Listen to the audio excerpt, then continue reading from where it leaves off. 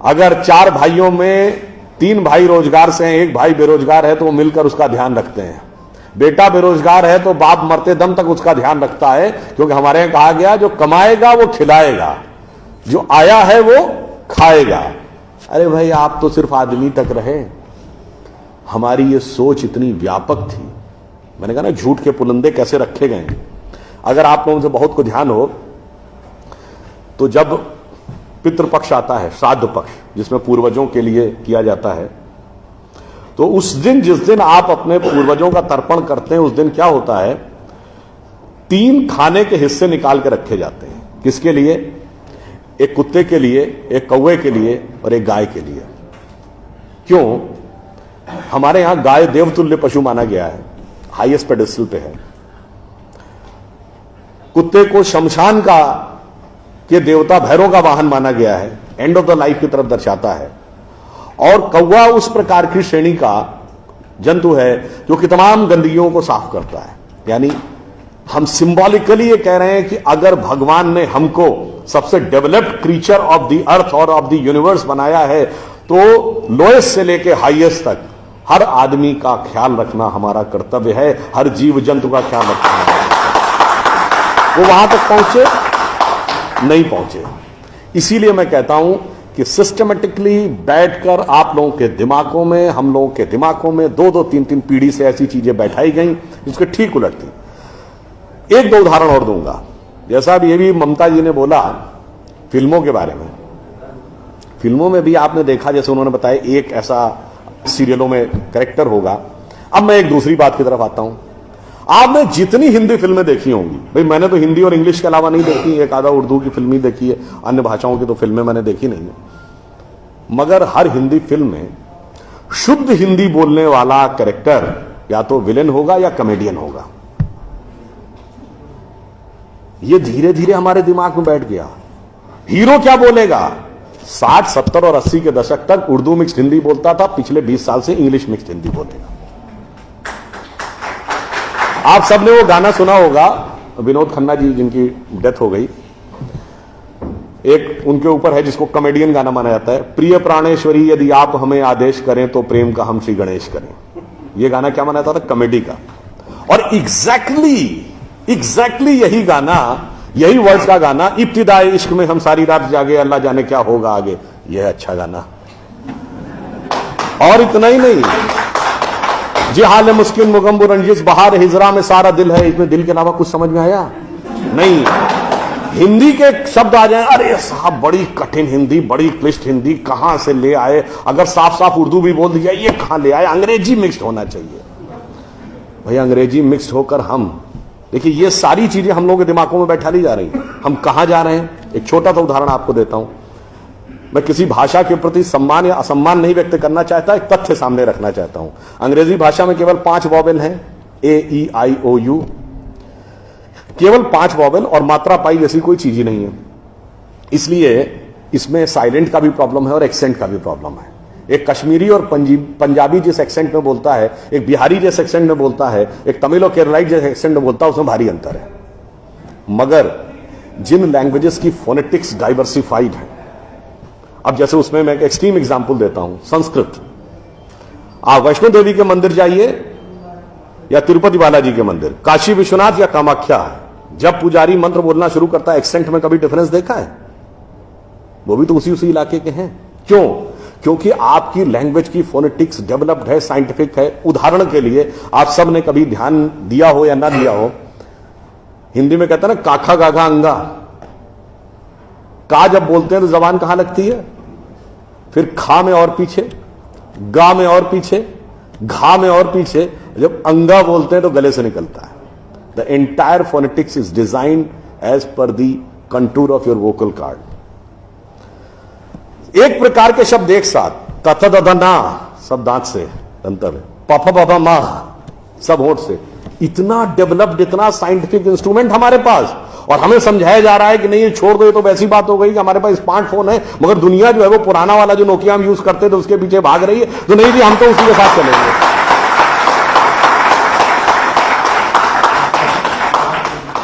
अंत में मैं एक बात और कहना चाहूंगा, हमें एक ये समझाया जाता है साइंटिफिक नहीं है, हम लोग साइंटिफिक नहीं है। साइंटिफिक एटीट्यूड से चलना चाहिए। मान लिया साहब, बिल्कुल साइंटिफिक एटीट्यूड से चलना चाहिए। मैं एक छोटी सी बात पूछना चाहता हूं। अभी एक विवाद आ गया, तो उस विवाद पर नहीं जाना चाहता। जब वो हज का सब्सिडी खत्म हुई तो कुंभ मेले का विषय आ गया। कुंभ मेला हम सब जानते हैं। कुंभ मेले का एक एस्पेक्ट आप लोगों ने कभी ध्यान दिया है? कुंभ मेला कितने साल में एक बार पड़ता है? 12 साल में। 12 साल में एक बार क्यों पड़ता है?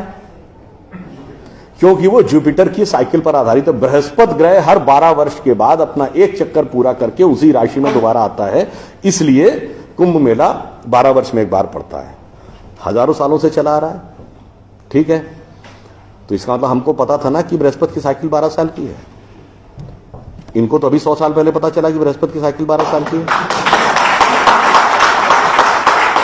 और उसके बाद हमको समझा दिया जाता है नहीं साहब हम अनसाइंटिफिक थे। अब आप एक और बड़ी मजेदार बात देख लीजिए। सूर्य ग्रहण और चंद्र ग्रहण पड़ता है तो उसका डेट और टाइम कौन तय करता है? सरकार घोषणा करती है ना, टीवी पे आता है, रेडियो पे आता है, अखबार में आता है। किस बेस पे आता है? नासा की फिजिकल ऑब्जर्वेटरी बताती है कि फलां तारीख को इतने बज के इतने मिनट पे सूर्य ग्रहण या चंद्र ग्रहण पड़ेगा, सोलर इक्लिप्स और ल्यूनर इक्लिप्स। मगर ये बताइए 1950 से पहले तो नासा की ऑब्जर्वेटरी नहीं थी।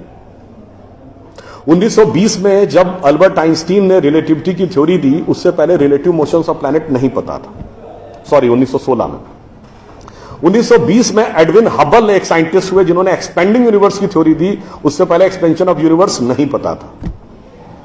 1900 में मैक्स प्लैंक साइंटिस्ट हुए जिन्होंने लाइट की क्वांटम की थ्योरी दी, फोटॉन्स वाली, उससे पहले प्रोपोगेशन ऑफ लाइट ही नहीं पता था।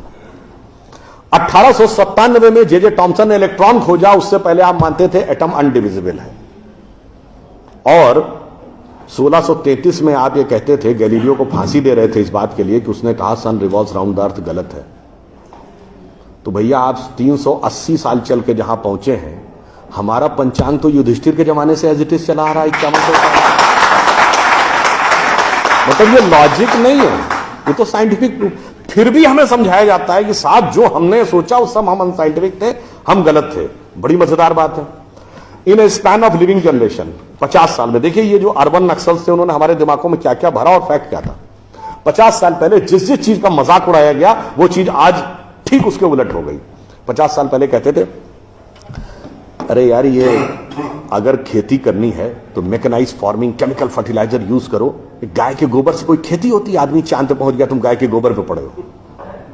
आज नहीं, ऑर्गेनिक फार्मिंग पे।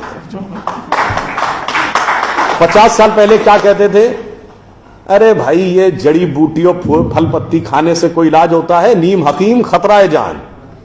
खाना है तो नई दवाएं खाओ, क्लोसिन, मेटासिन, टेरामाइसिन। आज आप क्या कहते हैं? नहीं, केमिकल नहीं, हर्बल मेडिसिन की तरफ जाओ। ठीक, आज से केवल 50 साल पहले आप ये कहते थे, जब हम कहते थे पेड़ों की रक्षा करो, जंगल की रक्षा करो, पहाड़ की रक्षा करो, कहते थे this is the reminiscence of a primitive tribal civilisation. आज 1992 के रियो डी जेनेरो से लेकर 2009 के कोपेनहेगन से लेकर 2016 के पेरिस तक आप कहते हैं नेचर फ्रेंडली डेवलपमेंट करो। भैया सब कुछ उलटता जा रहा है। जो हमने कहा, जिसका आपने मजाक उड़ाया, वो सब कुछ सही होता जा रहा। अब मैं एक और बात कहूंगा जिसका कि बहुत मजाक उड़ाया गया, शायद हम लोग कभी ध्यान नहीं देते। भारत में यह कहा जाता था कि ज्ञान प्राप्त करना है तो ध्यान लगाओ। संत महात्मा जाके गुफा में ध्यान लगाते थे, पीर फकीर जाके कहते थे इल्हाम हो जाएगा। लोग कहते थे क्या बेवकूफ है, हाउ इज इट पॉसिबल? ऐसा कहीं हो सकता है क्या कि जाके ध्यान लगाया और ज्ञान प्राप्त हो गया? If you want to attain knowledge you must outreach, understand the things, meet the people, visit the place, like what Darwin has done. अब 50 साल बाद मैं आपसे पूछता हूं, आपको न्यूयॉर्क टाइम्स अखबार पढ़ना है तो दो रास्ते हैं। एक, यहां से दिल्ली से न्यूयॉर्क की फ्लाइट पकड़िए, 16 से 22 घंटे लगेंगे डिपेंडिंग अपॉन योर फ्लाइट, और आज का अखबार कल पढ़िए। और दूसरा है कि मोबाइल पे डाउनलोड करिए खट से और पढ़ लीजिए। क्यों? आपके हाथ में डिवाइस है, जिसने डिवाइस बनाई उसने सॉफ्टवेयर भी बनाया है, और जिसने सॉफ्टवेयर बनाया उसने सपोर्टिंग नेटवर्क भी बनाया है। उसी ढंग से हमारा शरीर एक डिवाइस है, तो इसके अंदर मन, बुद्धि, चित्त, अहंकार और कॉन्शियसनेस एक सॉफ्टवेयर है और उसका कनेक्टिंग नेटवर्क भी है। बस नेटवर्क से कनेक्ट होना है और सब डाउनलोड है। और अंत में मैं एक उदाहरण दूंगा। सब कुछ कहा जाता था कि पैसे के कारण शोषण हुआ, इसलिए खड़े हो जाओ, लोगों के साथ भिड़ जाओ। हमारे यहां परंपरा में त्याग का महत्व था।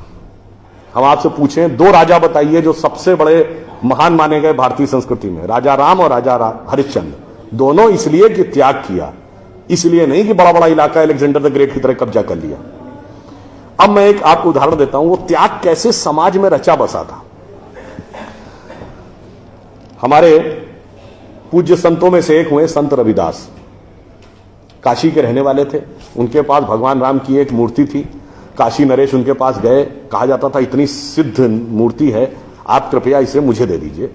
ऐसी मूर्ति राजा के पास होनी चाहिए राजभवन में, ना कि इसमें मैं इस मूर्ति के वेट का 10 गुना सोना आपको दे दूंगा। उन्होंने मना कर दिया। उन्होंने कहा जी इसके वेट का 100 गुना सोना दे दूंगा। उन्होंने मना कर दिया।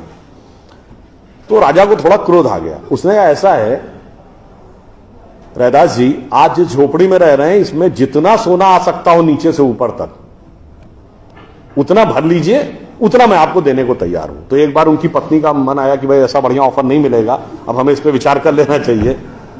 रैदास ने क्या जवाब दिया? एक मोरो राम नाम धन, एक मोरी आशा, ऊ धन आई है ई चले गई हैं, ना चाहे भगत रैदासा। मना कर दिया। रैदास जी क्या थे?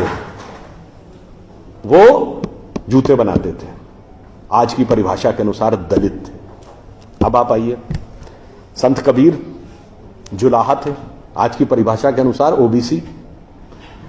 जब उनके बेटे ने भगवान के भजन के बजाय पैसा कमाना शुरू किया तो कबीर ने क्या कहा? उनके बेटे का नाम था कमाल। उन्होंने कहा बूढ़ा वंश कबीर का उपजा पूत कमाल, और हरि का भजना छोड़ के घर ले आया माल। यानी उन्होंने उसको डिस्कार्ड किया। आप त्याग में रह के दिखाएंगे। अब आप आइए, मीराबाई राज परिवार की थी आज के हिसाब से, फॉरवर्ड। और उन्होंने क्या कहा? पायो जी मैंने राम रतन धन पायो, और जन्म जन्म की पूंजी पाई बाकी सबे लुटायो। उन्होंने भी पैसे की तरफ नहीं रहा। और अंत में ये सब एक ही कंटेम्परेरी है, तुलसीदास जिन्होंने रामचरितमानस लिखी, वो ब्राह्मण थे, फॉरवर्ड आज के जमाने के हिसाब से। कहा जाता अकबर उनके पास गए। अकबर ने कहा कि आप हमारे दरबार में आकर स्थान ग्रहण करिए, हम आपको 60,000 की मनसबदारी देंगे। उस जमाने में मनसबदारी एक रैंक होती थी। तो जैसे 40,000 की मनसबदारी वॉज मैक्सिमम, 60,000 का मतलब हुआ कि राजा के बाद सबसे बड़ा स्टेटस आपका होगा। तो तुलसी ने क्या जवाब दिया? हम तो सेवक राम के हियो धरो दरबार, हमारे तो हृदय में भगवान राम का दरबार धरा हुआ है। तुलसी का अब होएंगे नर के मनसबदार। ये मैंने क्यों बताया? जो बातें ये अर्बन नक्सलिस्ट समझाते हैं कि शोषण किया गया, कैपिटलिज्म किया गया, अगर मार्क्स ने कहा धर्म एक अफीम है जो गरीबों को पिला दी जाती है ताकि अमीर उस पर हुकूमत करता रहे, पर यहां ऐसा नहीं था। मैंने दिखाया समाज का निचला वर्ग हो, मध्यम वर्ग हो, उच्च वर्ग हो, राज करने वाला वर्ग हो, सबने कहा जो त्याग करेगा वो महान होगा। इसीलिए हमारे यहां महात्मा गांधी महान हुए, ना कि प्रधानमंत्री रहने वाले नेहरू महान। तो इसलिए मैं अंत में ये कहूंगा आप सभी लोगों से कि ये जो मायावी रावण साधु का वेश बना के आता है, सूक्ष्म दृष्टि से इसको समझिए और आश्वस्त रहिए कि वो चाहे कितना भी मायावी हो, अंत में विजय हमारी ही होगी, क्योंकि हम आज दुनिया के यंगेस्ट नेशन है। जैसा अभी नलपत जी ने कहा ना कि भाई people like us we are in minority. हम देश दुनिया के सबसे युवा देश हैं, यह सत्य है, मगर यह अर्ध सत्य है। हम सबसे युवा देश और सबसे प्राचीन सभ्यता है। We are the youngest nation and the oldest civilisation. तो एक गौरवशाली हमारा भूतकाल है और एक शानदार भविष्य है जो हमारी प्रतीक्षा कर रहा है। बस बीच के इस माया के प्रपंचों को से हम बचे रहें तो कहीं कोई संदेह नहीं। एक पंक्ति कहकर समाप्त करूंगा कि गौरवशाली था भूत, भविष्य भी महान है, अगर संभालें आप उसे जो वर्तमान है। धन्यवाद।